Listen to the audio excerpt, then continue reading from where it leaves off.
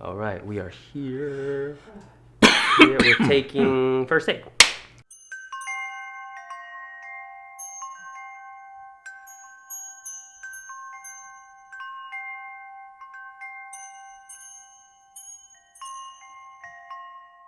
Cool. Do I have to lean forward? No, you can be comfortable. I just want to know, like, if you're still in the shot when you lean back, or if you want to get come forward, like you're like, I had a deep thought, and I'm gonna lean in and I'm gonna talk to you. For sure. And maybe I don't want the audience to listen, so I'm gonna whisper to you. Yeah. Right. Okay, so I'm gonna address this camera first, and then I'll kind of come to you. Cool. Okay. Who am I addressing? Just you? Just me. Okay. The cameras are not really here. All right. Or all of us. as you say that to the camera. They're like, These cameras aren't here. Yeah. Yeah. No, that's fine. Have fun. All right, fantastic. Just nothing crazy controversial, right? No, we'll keep it easy. This is the first one. I mean, the point of this is like... Okay, Fernando, I'd rather not be on this video. They're like, we're just gonna cut. All right, ready? Here we go. Let me address the camera and I'll address you. Okay, 3 and 2 and 1. What's up, family? Another SHADELIFE Café. I wanted to do something a little bit different in the episodes moving forward, so we'll still have some one-on-one conversations.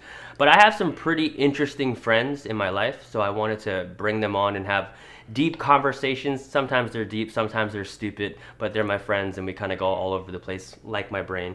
I have my friend Fernando Campos Jr. The third. The third. Yes. Fernando Campos Jr. the third. That's not how that works. Oh, is that how it goes? No. The junior would be the second. Oh, okay. Okay, so Fernando Campos the third. The third. Is it doctor? No. No? It's not. I do have my master's degree. He's a doctor to me. Yeah. What I find interesting is I'm trying to finish this intro and I can't because I'm unprepared for the intro.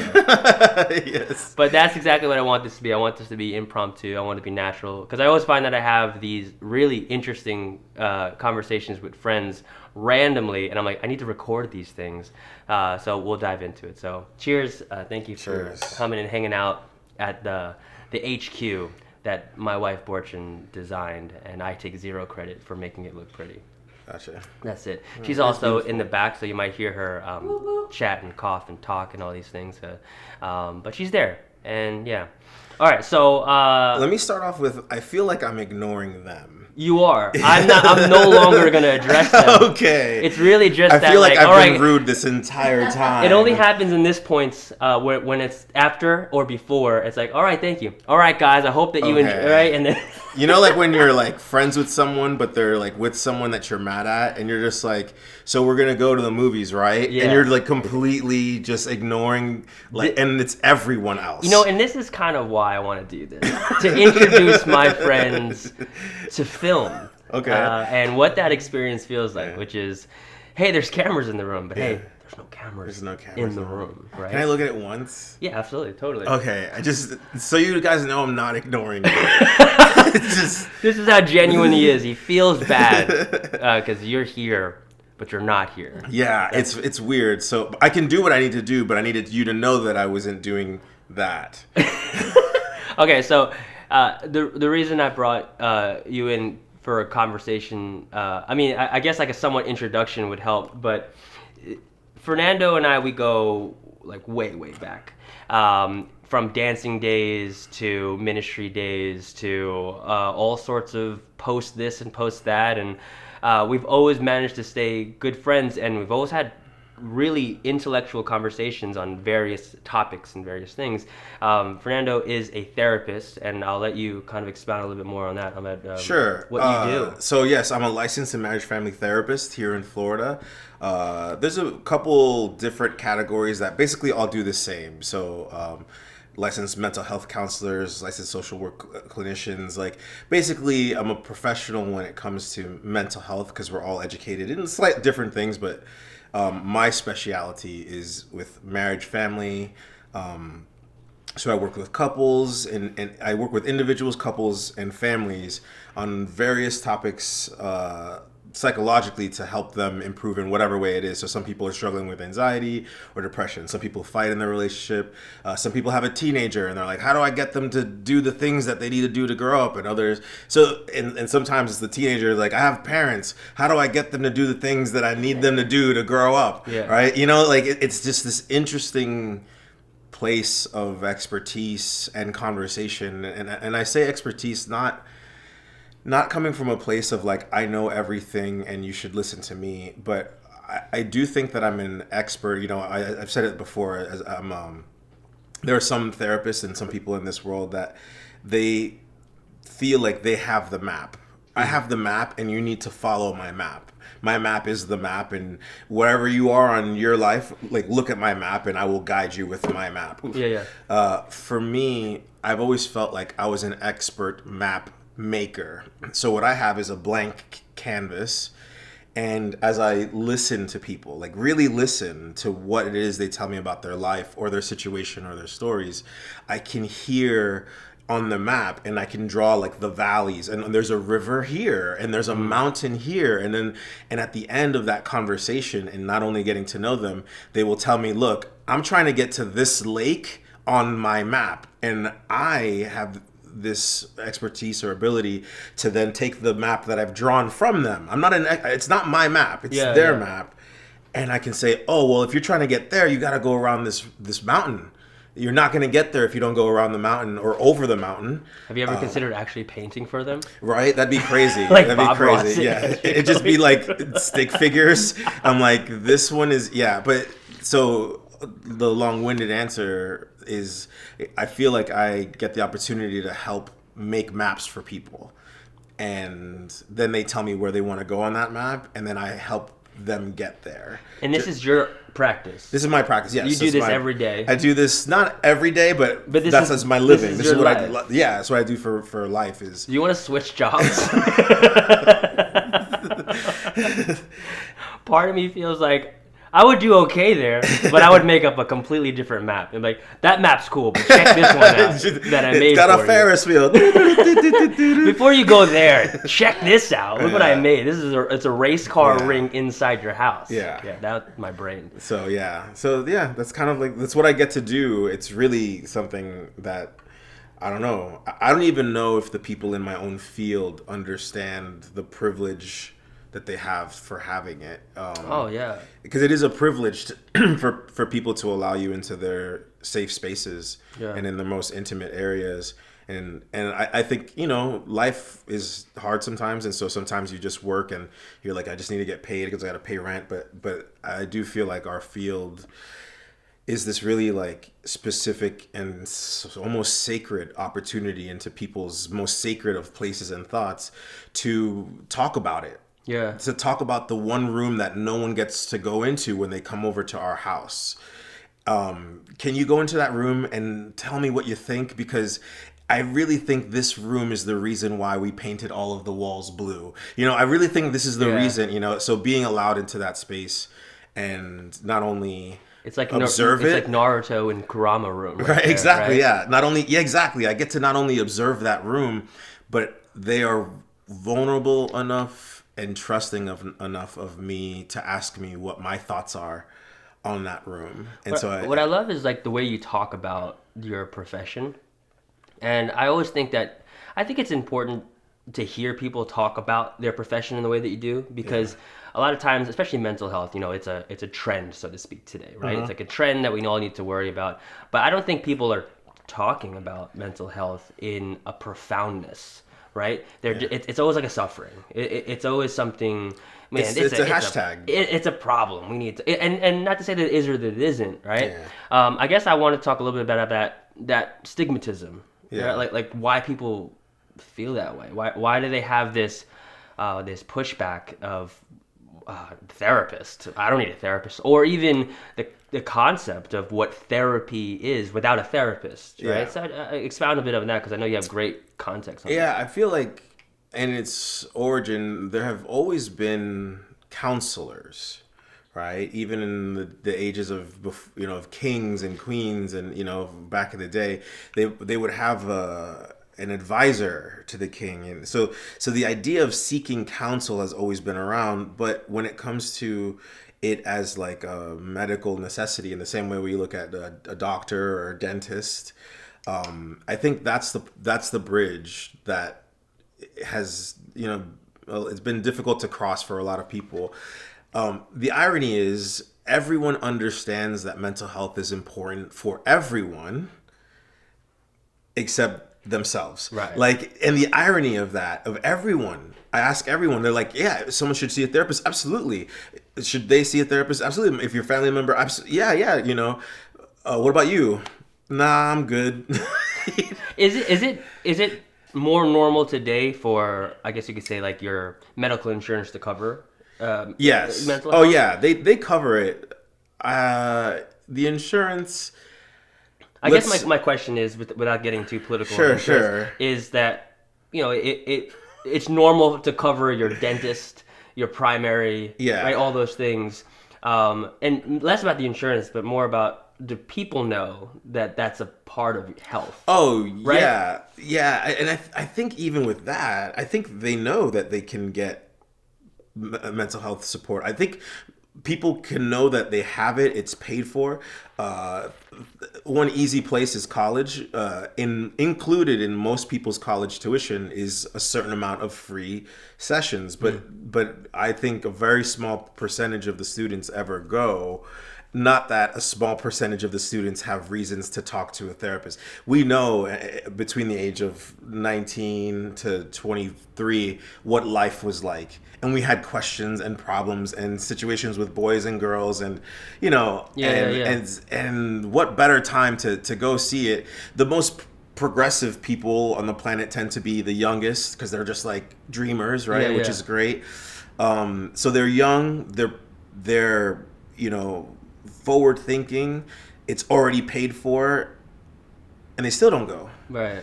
So there is what I think is part of the stigma with mental health is it really challenges us to ask the question, is there something wrong with me? And just that question is so scary that we don't even want to ask that question. Right? Because the real answer is that it's not no, but it's not that there's something wrong with you, but it's also not that there's nothing wrong with you. Right. Does that make sense? Yeah. And so you can always work on yourself. you can always improve. You can always, whether you're in despair or you're on top of the mountain, like there's always. But we treat therapy as like the fire. It's a fire. Exactly. Versus a preventative care. Like if a fireman came to my house, they would give me a whole rundown on, hey, this is how you prevent fires. Exactly. And if a fire did happen, this is what you do. Right? Yeah. Like almost in that context, right? Yeah, exactly. So most people are trying to put out a fire, or the building is burning down, let's call the fire department. And it's really a lot more like a dentist. The irony is, like, my dad's a dentist, and I thought of this, back in the day, dentistry wasn't really as, it was the stigma. What psychology and mental health is in the past was dentistry. Right. And there's a lot of countries where it's still that way, where it's like, yeah, we may need a doctor, but no, we don't go to the dentist. Why would we go to the dentist? I still have kind of my teeth, so it still exists. So it's really easy to observe where you have this routine of, like, we have a family dentist and you go twice a year to go checkups, and oh great, you got no cavities, see you in 6 months. Like, that is so normalized, but it wasn't always. So I think that mental health is there. It's where dentistry was, Right. and things change, and I know the stories because I did my research papers on them, of how it shifted, and now I feel like in this generation I would love to be a part of that shift for mental health, because I know that it was the same for dentistry, and now it's more common, it's normal. Yeah. I would love it to be like normal for everyone to have this is our family therapist. This is our, like, yeah, this is, oh, you really got to go see this guy. He's a great, he does good work. Like the same way we talk about doctors and pastors. Or pastors. Right? What's funny? Religion. Excuse me. All I can think about as you were talking about it, I was like, as he's talking more and more, I'm like, I'm a part of the two things that I think make therapy evil, like, you know, right? Like, which is spirituality. Okay. Right? Spiritual practices talk down on mental health all the time. And also films create this, if you go to a therapist, there's something wrong Yes. with you, or the therapist is always like the worst person, or Yeah. you know, I mean, or not the worst person, but it's Yeah. just so cliche. Like, so tell me about your life. Yeah. Interesting. I'll see you in a week, right? And Yeah. and you as an audience, you create this like, well, I don't need that. Yeah. Right? So you're just being fed imagery through Yeah. film, but then on the spiritual practice, there's just I love, you know, we met in and through in a lot of ways through spiritual practice, and then we branched in our different directions. And in my direction in my journey, I found so many people omitting the mind as if it's not a part of spirituality. Right? Yeah. It's like, no, there's something more you got to deal with, and maybe there is, right? Yeah. But that's not the point. The point is like, okay, my hand's broken. It's not your hand. It's something beyond your hand. It's something beyond right? You're your like, hand. but can I just go to the doctor and get my hand, you know, Yeah, checked on? exactly. Right? And they're like, no. And that's just like I always found that so funny how they omit the mind. Yeah. Like it's Like if it's not a thing, like I think it's funny to address something you said earlier, and then jump back to this point. You know, you mentioned like the media, right? Right. And it's a fact that in our schooling, they show us all of the bad portrayals of therapy, Right. and how it's the consistent portrayal, and how we can't find a real good accurate portrayal of therapy because it's the whole point of it is confidential, right? Like we don't talk about it. Yeah. So the people making these shows and films, they're just coming up with their own ideas, and they show us these films in school and go like, look at what they're putting out there. Right. And it's very rare to ever find, in my honest opinion, like a representation in media that is like, it's actually like that, you know? Right. Now jumping back to the spiritual side of things, the mind to me is this sort of like, I remember when I was going through depression and I came out of it and I wanted to study medicine someone asked me if I was a surgeon, and I felt like I could become a surgeon. I never felt like I didn't have the aptitude for it, what I would want to operate on.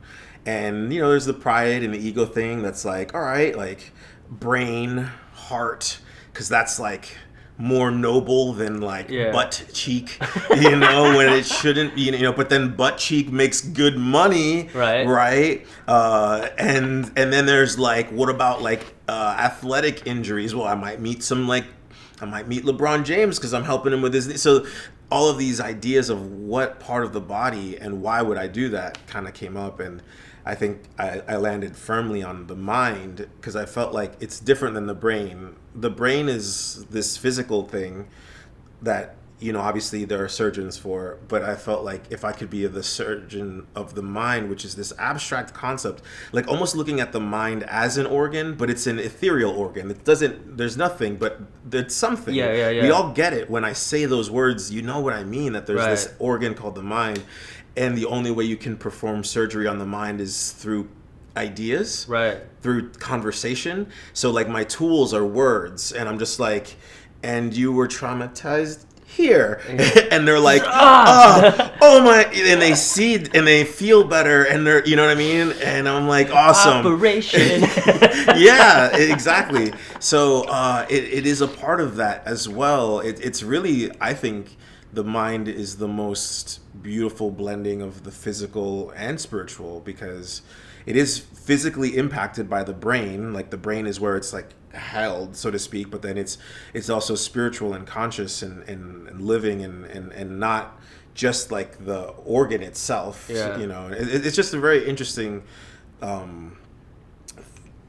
concept. It's hard to say what it is. No, absolutely. You know, I mean, I guess my response to that in like terms of spirituality is, I mean, so much of spirituality is your relationship with unknown, with beyond, something that you know is within you, and then also all around you, and then in the person across from you.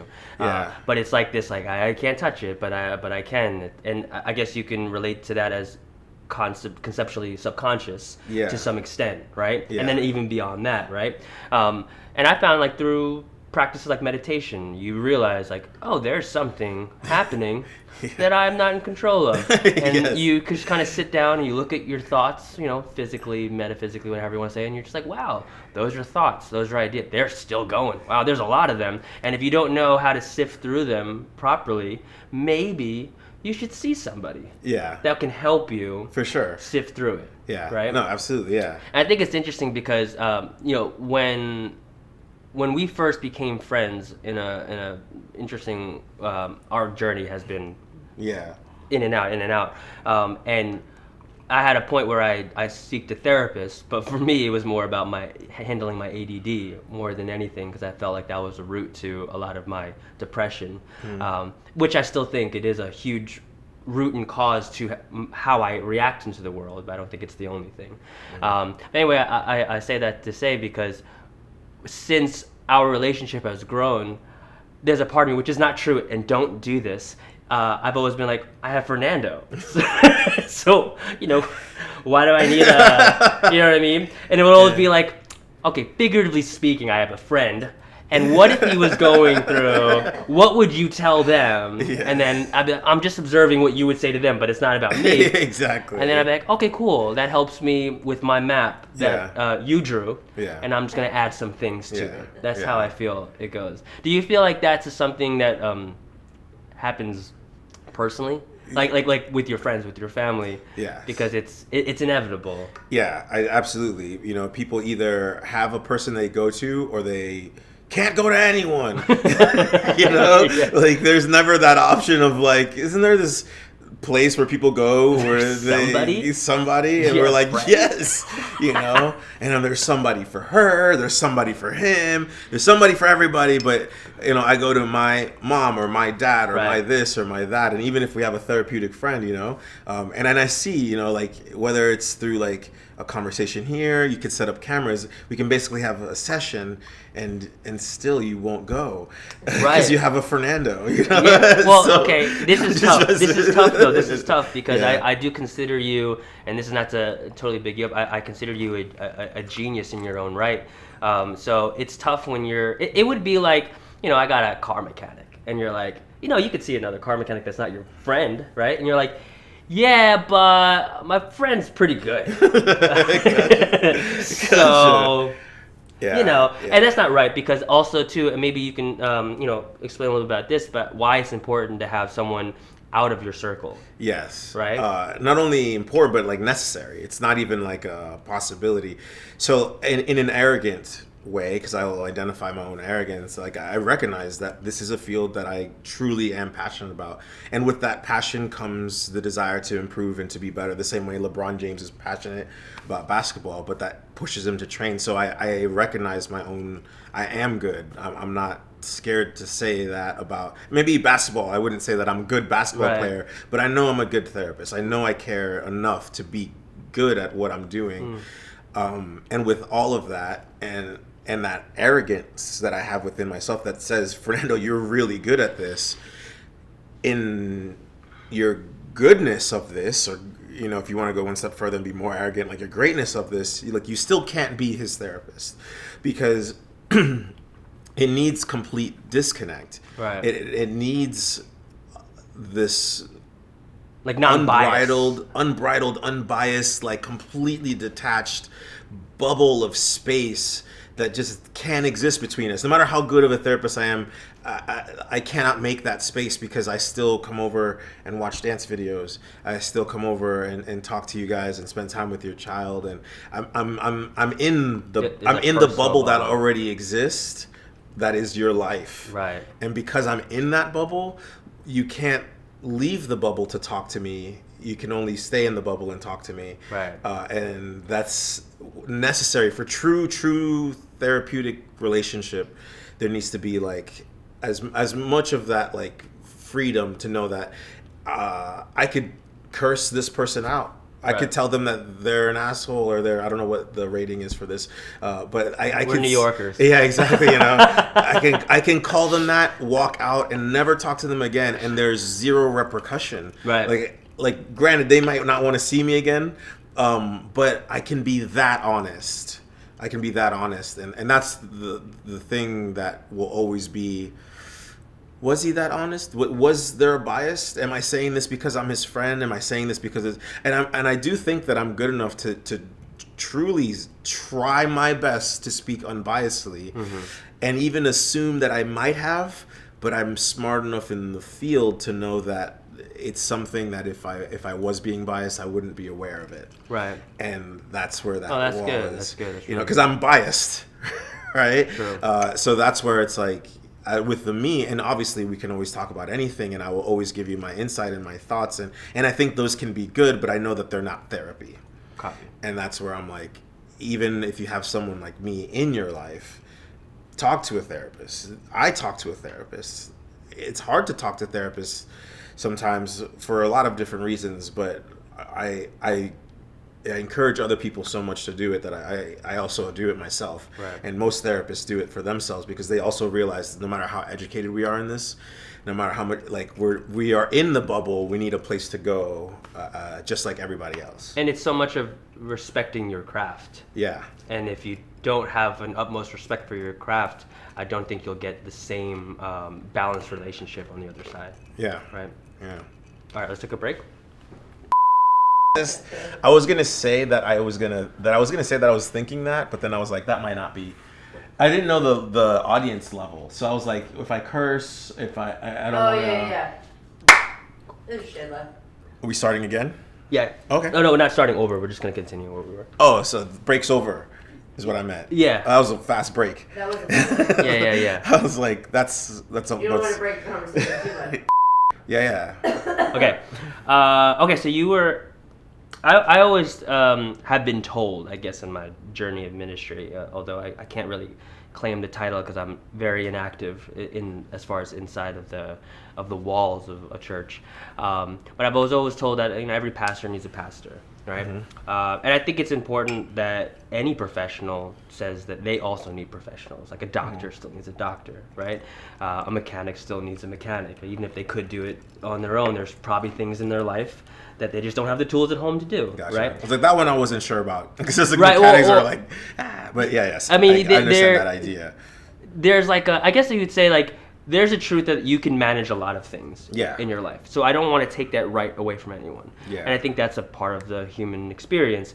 But there's also this part where you can recognize that, hey, my machinery is just not up to date for the task that needs to be done. I probably should take it into a shop. Yeah. Right? They can get it done faster, cleaner, whatever. And that's not to say that you can or that you can't do it. Maybe you could do it, but there's still this. right. Understand. So in your profession, I guess talk a little bit about that, like you having a therapist and the importance for you to be healthy mentally for your work. Oh yeah, I mean the importance for me, like that's just like the standout there. You know, I'm very careful when it comes to, let's say, places that have children or going into hospitals, just because of people being sick. I'm not afraid of people being sick. I don't mind being sick. If I have to cough, that's not what I'm avoiding. It's that I can't work.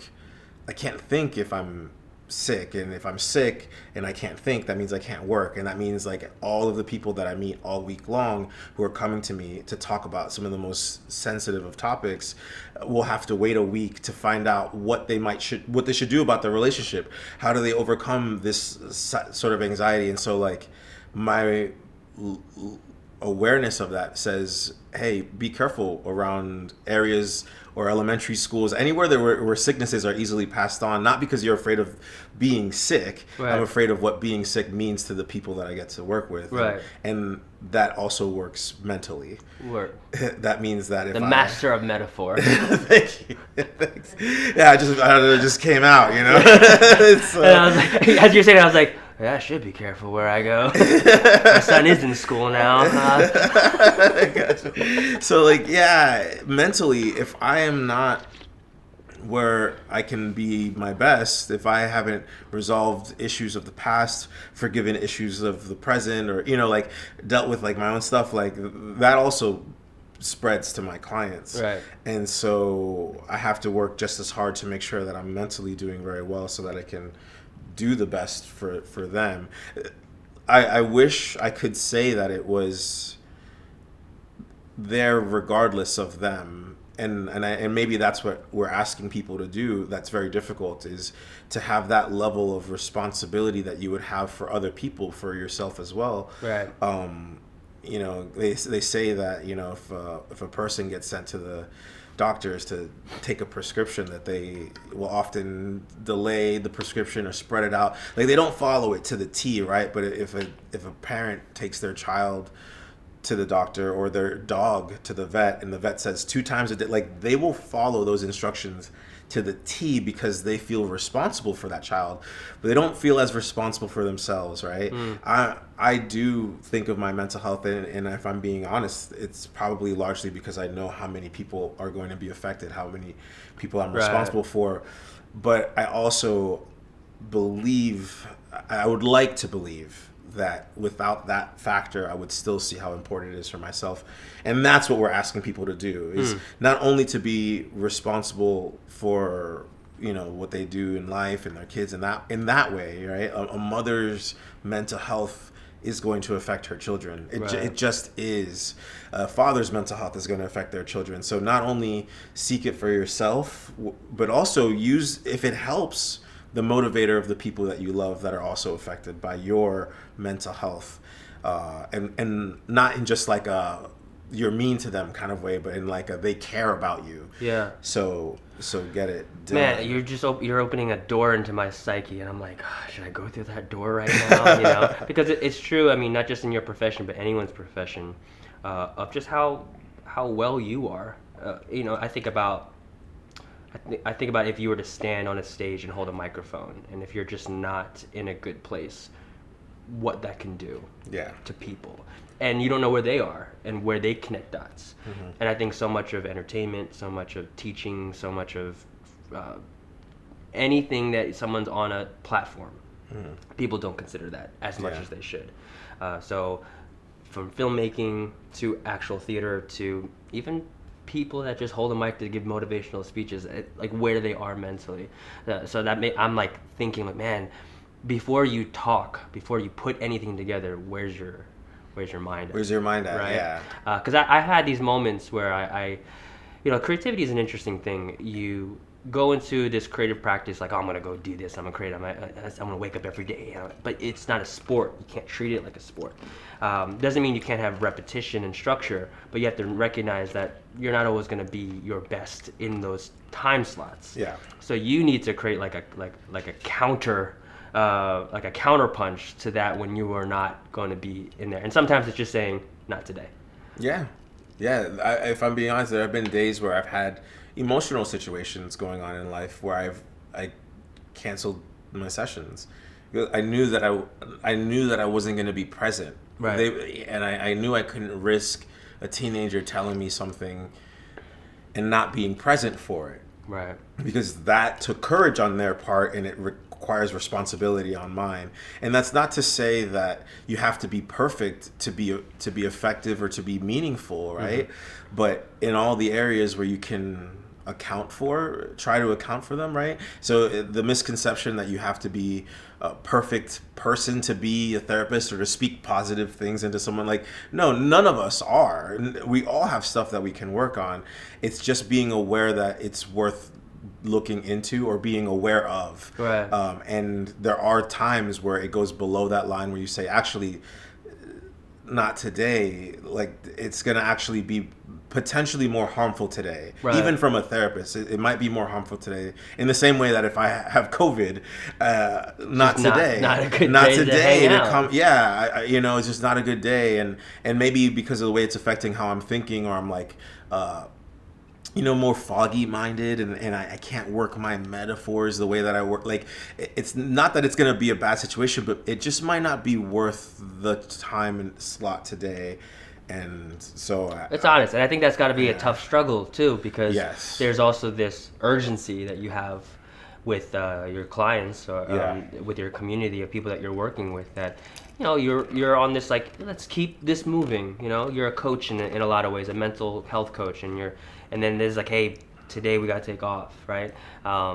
like I work with an acting coach, and every time they're just not there because they're on set, I'm like, but what about this week? You know, we're having progress, you know? Yes. So I imagine what that's like for someone going through trauma. Yes. You know? Like, things are getting better. You're making it worse by not being here. By not being here. But you have to take that, I guess, step back. Yeah, because you have to know for yourself that might be a day that they don't understand that your presence is actually worse than your absence. You know, like, I know it.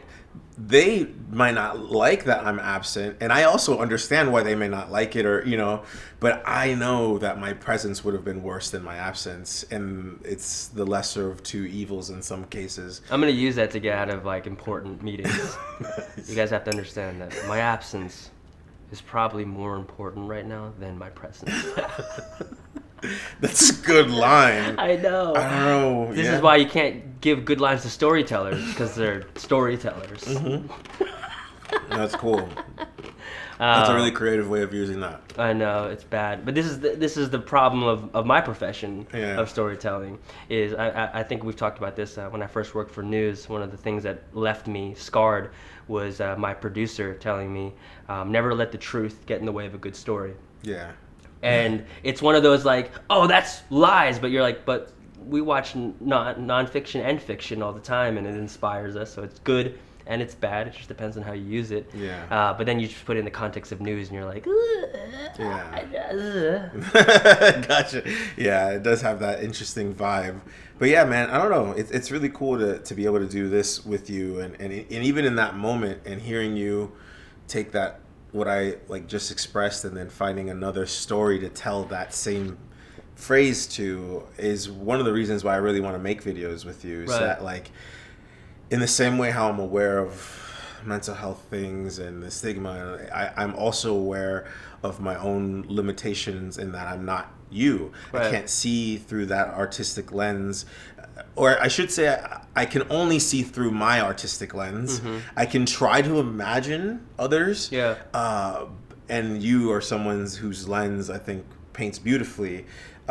And I just think just being around you, talking about this, and then making videos with you, Right. whether they be things like conversations or their actual films or anything like that, like I feel like it's a destiny thing where I'm like, oh, like, I can't do what he can do, and he can't do what I can do, but what we can do is something Right. only we can do. Right. And so I'm like Captain excited. Planet. Captain Planet, right? Cheers. Yes. I would totally be the guy that goes, heart. That guy. That would be me. Heart, No, that's yeah. my wife. My wife is everything that just needs to be healed in the world. She's just like, heart, love. Love.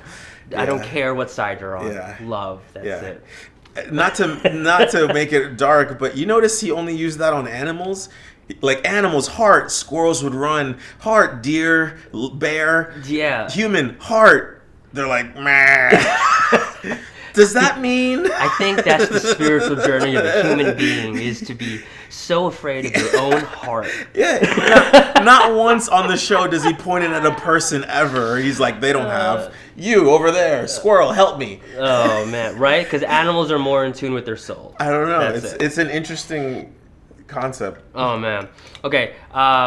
Two more things. So one thing that I actually really appreciate about your mind, and I think this is where we connect a lot on, whether we actually have ever said it or not.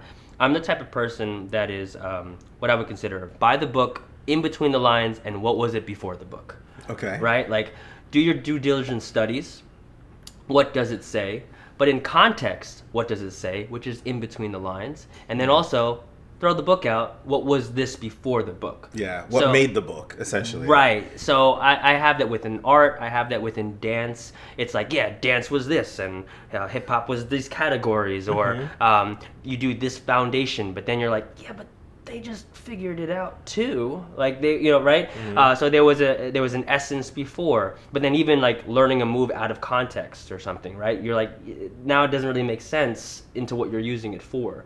So I just wanted to hear like your thoughts on that within your own practice, or maybe just in life in general. I look at it through the lens of art because I think art sometimes is so dogmatic, like it should be this way. Yeah. Because this is what the founders and the generations before, but not realizing they had a way of really letting go of what they thought to open up themselves to this concept. Yeah. Right? So in regarding mental health, I think mental health or therapy is, I mean, one of the most beautiful blendings or marriages of both science and art, which is right in line with like the stuff that you're saying, because yes, there's the research, there's the statistics, there's the schooling, there's like these concepts, but then we also have what we call like models of therapy, right? Right. And to give you two examples, one is a solution focused, which is literally the way you paint that paintbrush or that painting, that style of art, is that when you work with someone, you focus on the things that work, you don't focus on the things that don't work, and you continue to push more of the things that work, meaning, they could have all of these problems, but you find that the areas that are working and you highlight them, and you really drill those things. Like 6 days a week, this kid didn't go to school, but the seventh day he did. What did they do different on the seventh day that made them want to go to it was school? art class. Okay, so then like let's get this kid painting every day. Copy.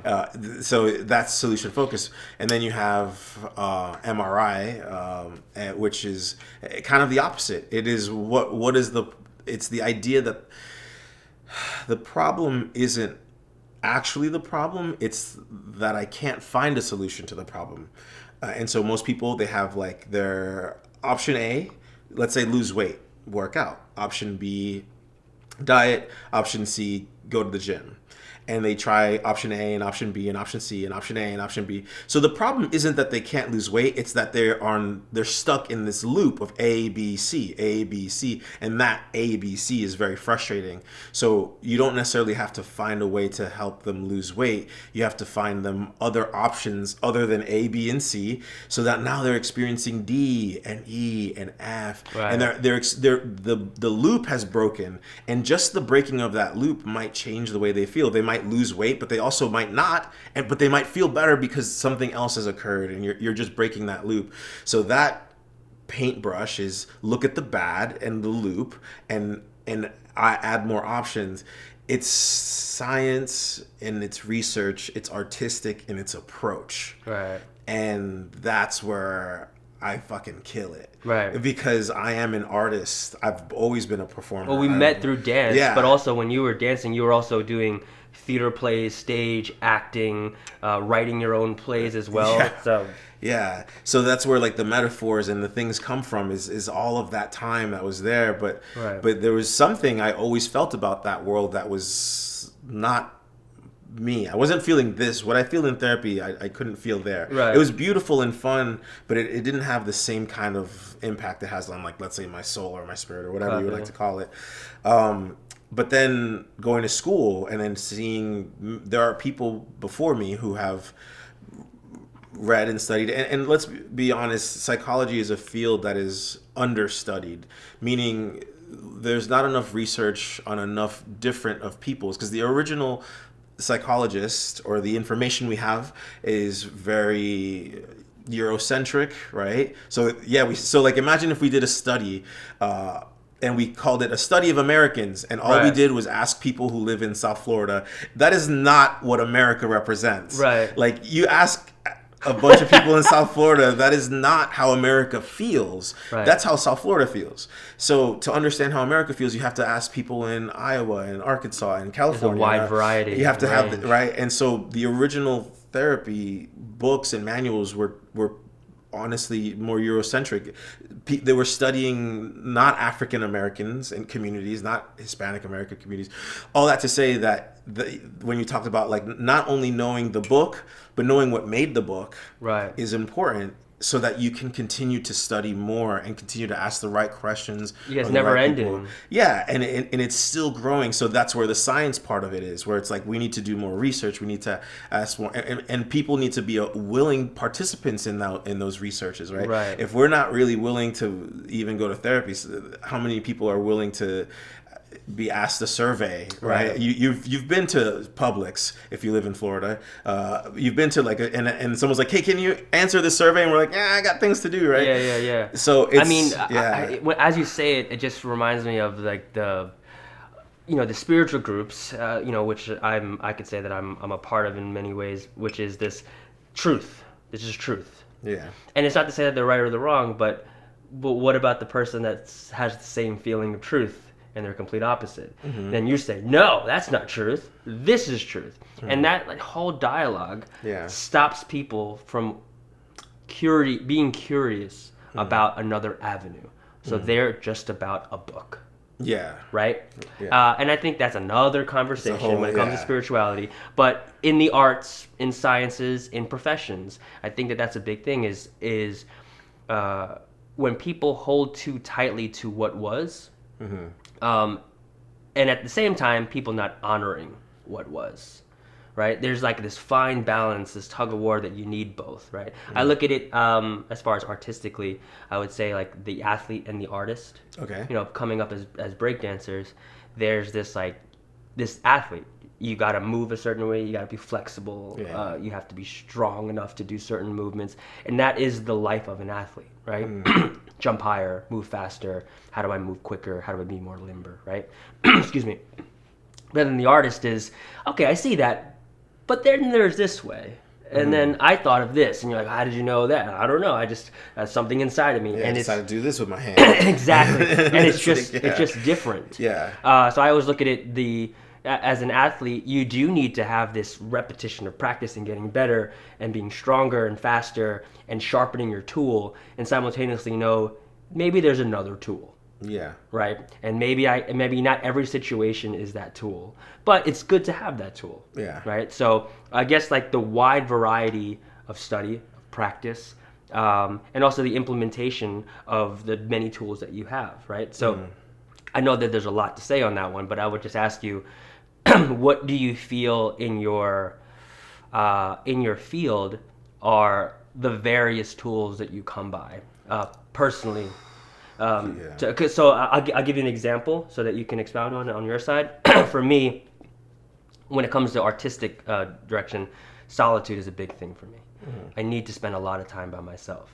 And then in the complete opposite, I need to be around people. Okay. And then at the same time, I need to be working with people that are my peers in it.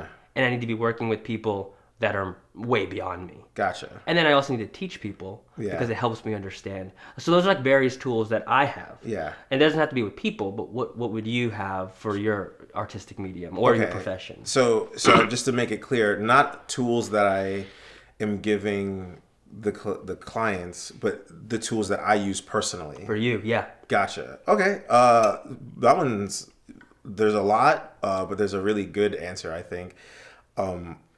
I think psychology and therapy is really surrounding the study of life and what it is to be alive and to be a thought and a consciousness and an experience, right? Love that. And we are trying to get surveys and research and gatherings of people so that we can understand when we survey 100 people, we're really asking, in your life experience, what is this like, right? Yeah. So then it made me realize that by studying life, I was actually learning more about psychology. And while I do spend time studying psychology, I also just study life through the eyes of other people who have lived it very differently from me. So I use Masterclass. This is just like a platform that I use where they have not like sponsored right now. yeah. Or you got like Alicia Keys teaching, songwriting, and Nancy Cartwright teaching voice acting, Chris Hadfield teaching what it is to be an astronaut. Like my conversations with you, the irony is that like while my clients come to me for information, I'm actually gathering information from my clients. Right. So every as a filmmaker. Every interaction that I have is educational if I can see it that way. Right. And so keep my eyes open and seek it. So whether I use masterclass to understand what the life of a gardener who grows their own plants, like what are the lessons and thoughts and what about life do they understand from their experience and that kind of thing, or just talking to some of my clients who tell me what it's like to be a single mother in the situation that they happen to be in. It doesn't mean that the next single mother has the exact same experience, but at least one does. Yeah.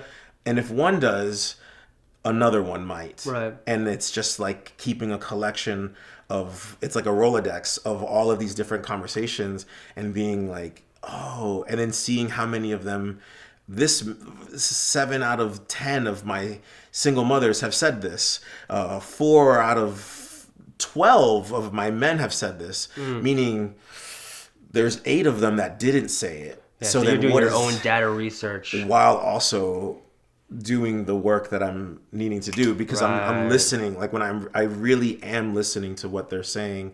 And that is also, so that's what I do, is whether I'm specifically doing it on YouTube or masterclass, or it's just through like a conversation with a client, a friend or family member. Yeah. I'm really listening to understand, like, what does it mean to be adopted? What is a thought that an adopted child has? What is the thought that an adopted adult has of their childhood? Right.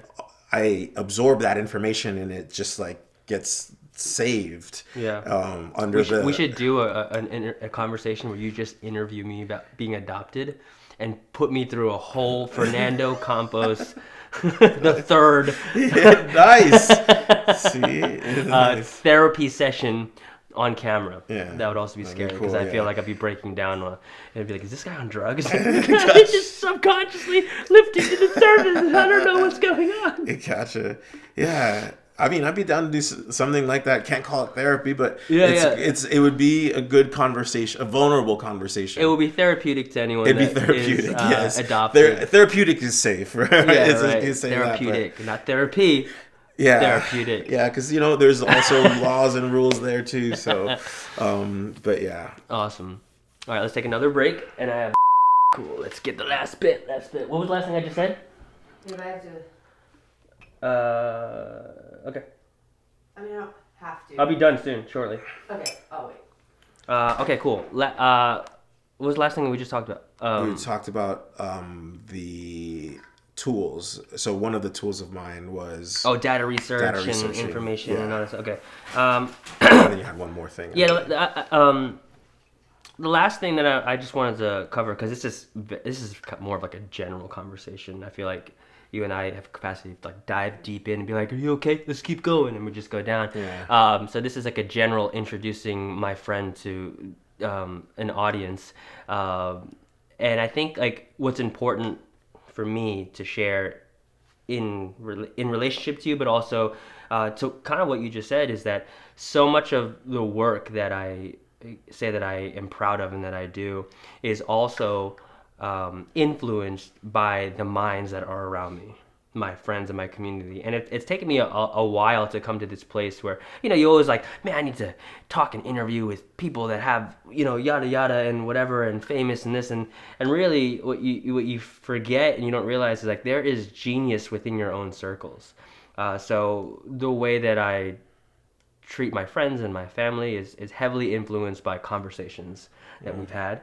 And even the work that I do on camera, off camera, and in general creatively, a lot of that is influenced by our friendship. So, and I think that's important for people to know from me to you, but also from me to them, but also simultaneously for people in their life, is that there's just people in your life that they have a great effect on you. And if you can just kind of own that and recognize it, I think that you could do really great things in your own life without feeling like you need to go anywhere. It's like I need to go travel the world, but what about the adventure in your backyard? Absolutely. Right? Yeah. There's plenty of places to go locally. There's local markets and people to experience within your own confines. Anyway, all that long-winded things to say is that I was on this one of my first like shows that I did in acting, and I'm still very green, still very new in this craft. But let me tell you, acting is, for me, it's such a spiritual experience and a psychological journey. So our conversations, I'm like, oh yeah, maybe that's what the character's thinking. Yeah. Nice. So I started applying those things to my own craft. But I was on this, I was doing this show, and I just had this moment where I don't want to say hyperventilating, but I was like, oh, you're definitely in your head. So I actually took the coin that you gave me, Oh, nice. and I just started flipping it. And I just want to let you know that this has been such like a saving grace to me in a lot of ways. For one, what it represents, but also the meaning that you have on here, and we'll talk a little bit about that. But just the concept, there's too many things to talk about, of having a physical representation of an idea, Yeah. right? And then also the idea itself, Yeah. right? So just to read it, it says, on one side it says stimulus, and on the other side it says response. It says, in this space is my power to choose. In my response lies my growth and my freedom. I feel like I can talk so much about that, but you created the coin. So I think it's just way more important. Can you see it? Way more important for you to talk about it, why you made it, your thought process behind it, but also the physical representation of it. For sure.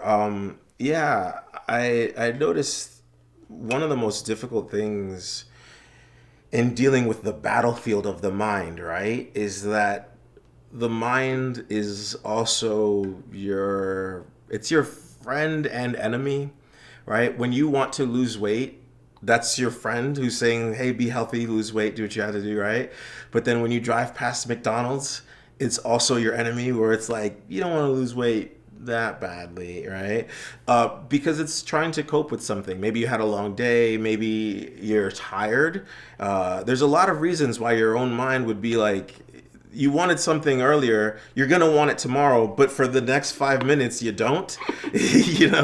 And I was thinking this is a very difficult spot to tell people to think the right way, like think the good thing, right? Because that's the whole point, is that in that moment they do want to be healthy, but in that moment their thoughts are shifted and changing and coping.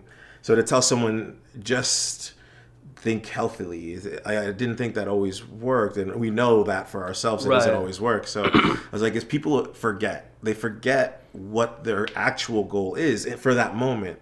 So rather than keeping that idea in their mind, just create a physical token for them, something that they can hold and that represents that idea that gets lost when they drive past McDonald's.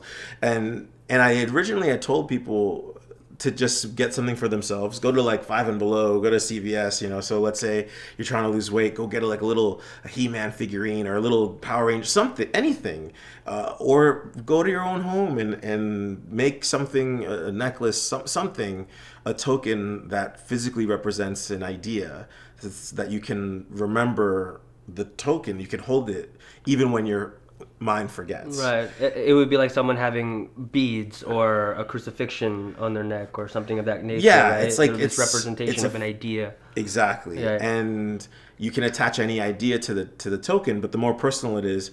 And then the next step went, why don't I provide that token? Right. Like, why don't I Literally. actually give them a token, And then I thought, with my artisticness, I don't want to give them something plastic. I don't want to give them something that feels invaluable. I want them to have something in their hands that feels like, I don't want to lose this. I don't want to let it go. And if I did lose it, someone who saw it on the street would want to pick it up.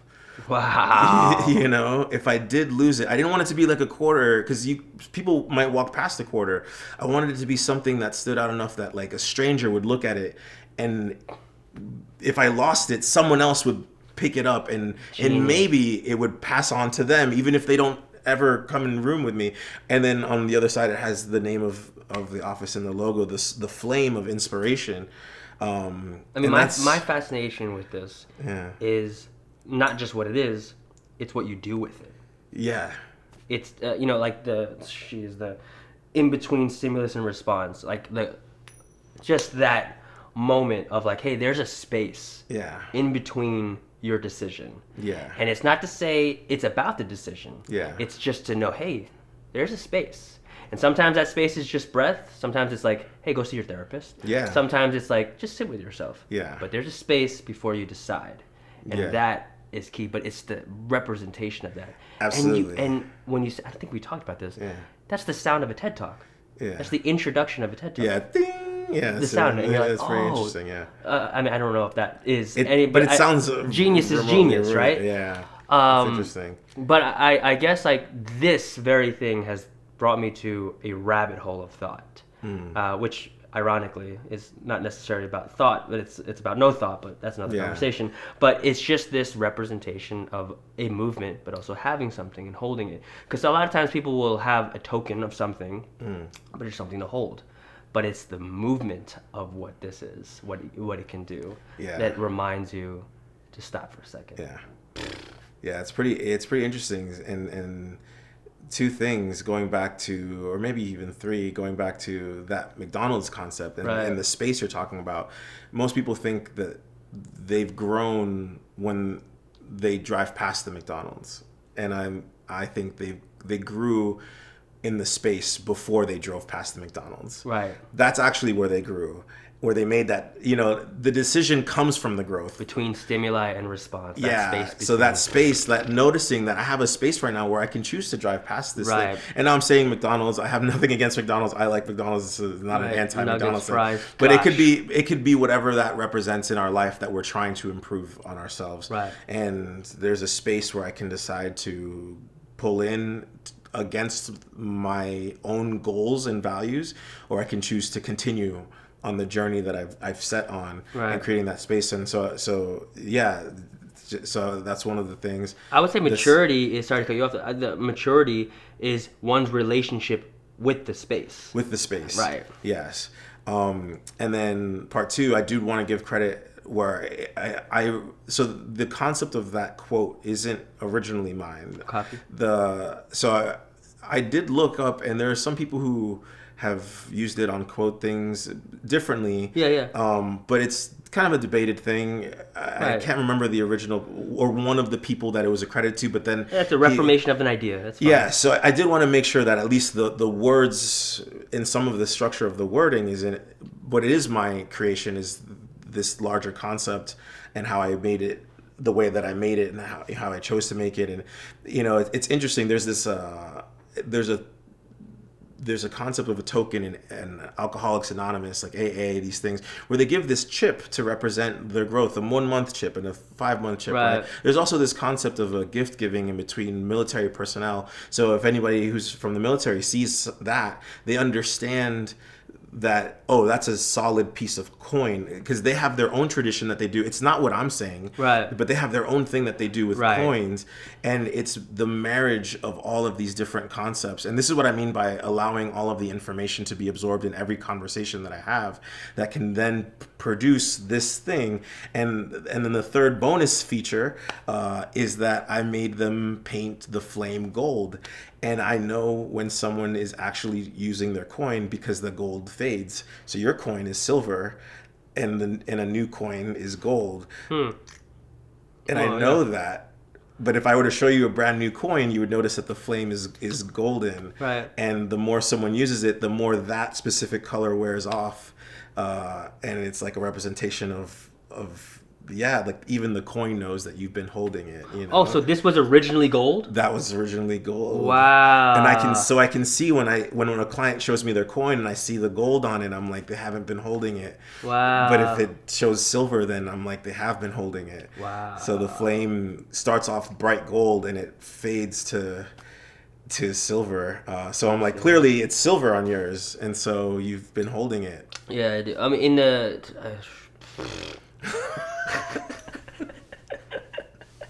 This is what it's like to have our conversations sometimes, That's it. Don't drop it. Or if you do, someone will find it. That's fine. Exactly. This is awesome, man. Thank you so much. I just wanted to, I guess, close with, I hope, this is really like I've been doing like conversations on like my channel for a while. I just never actually considered, what if I just make it its own living, breathing thing? So I wanted to have it where one of the people that inspired me to have conversation about things could be my first guest, Yeah, so to awesome. speak. And I do truly believe with all my heart that 99% of the world problems can be alleviated. I don't want to say fixed. Alleviated with healthy debate and conversation, Cool. even if you disagree. Just being able to sit down. Especially if you disagree. Right, yeah. 'Cause- yeah, Just being able to sit down and learning to listen, Yeah. but then also to share your point and learning how to articulate your point. Because, I can't tell you the amount of friends that I have that go, you know what I'm saying? And like, I don't know what you're saying. Yeah. Tell me. And this is not to say like one's smarter than the other, but it is a skill set to learn to articulate a thought, a perspective. And I think what's the genius aspect of any profession as well is loving what you do and then learning how to articulate how much you love. Right? It's like with a counterpartner or a person that you have. So let this be an expression of how deeply I care about you as a person, as a profession, and just also your character. I never really have had moments where I've had to challenge your character. I'm pretty sure we've had moments where it was like, is he okay? Right? And then we just have to check up on each other and then be like, yeah, I'm just going through this. Okay, got it. That makes sense. So I appreciate you. Awesome. Likewise, Thanks, bro. man. Always. Love you, dude. All right, family. This is the first of many to come. I hope that Fernando Campos III can join us more often and talk about mental health stuff. And maybe not mental health stuff, because he has way more to talk about than just that. But I'm always going to challenge him to talk more about mental health. So, love you guys. See you soon. Excellent. Very fun.